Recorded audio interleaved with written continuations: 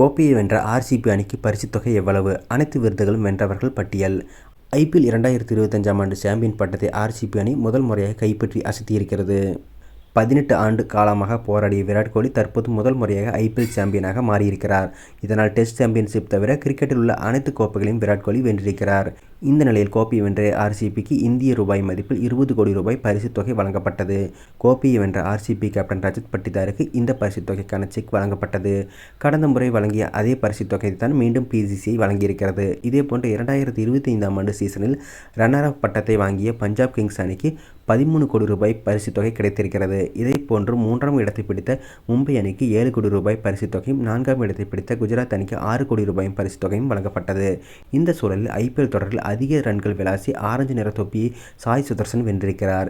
இந்த தொடரில் 759 ரன்கள் அடித்து முதலிடத்தில் இருந்த சாய் சுதர்சனுக்கு 10 லட்சம் ரூபாய் பரிசுத் தொகை வழங்கப்பட்டது. இதைப்போன்று அதிக விக்கெட்டுகள் வீழ்த்திய பிரசித் கிருஷ்ணாவுக்கு பர்பிள் நிற தொப்பி வழங்கப்பட்டது. 25 விக்கெட் வீழ்த்திய பிரசித் கிருஷ்ணா 10 லட்சம் ரூபாய் ரொக்கத்தை கைப்பற்றினார். இதேபோன்று அதிக சிக்சர்கள் விளாசிய வீரர் விருதை நிக்கோலஸ் பூரன் கைப்பற்றினார். இந்த தொடரில் பூரன் 40 சிக்சர்களை விளாசியதன் மூலமாக அவருக்கு 10 லட்சம் ரூபாய் பரிசுத் தொகை வழங்கப்பட்டது. இதேபோன்று நடப்பு ஐபிஎல் சீசனில் அதிக டாட் பால்களில் வீசிய முகமது சிராஜுக்கு 10 லட்சம் ரூபாய் பரிசுத் தொகை வழங்கப்பட்டது. ஐபிஎல் 2025ஆம் ஆண்டு சீசனில் வளரும் வீரர்களுக்கான விருதை சாய் சுதர்சன் பெற்றார். அவருக்கு 20 லட்சம் ரூபாய் பரிசுத் தொகை வழங்கப்பட்டது.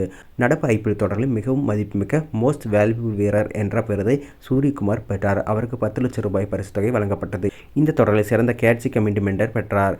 சிஎஸ்கே வீரர் பிரவிஸுக்கு எதிராக கேட்ச் அவர் பிடித்ததன் மூலம் அவருக்கு சிறந்த விருது வழங்கப்பட்டது. இறுதிப் போட்டியில் ஆட்டநாயகன் விருதை குருணால் பாண்டியா கைப்பற்றினார். இதேபோன்று 717 ரன்கள் விளாசிய சூரியகுமார் யாதவிற்கு தொடர் நாயகன் விருது வழங்கப்பட்டது.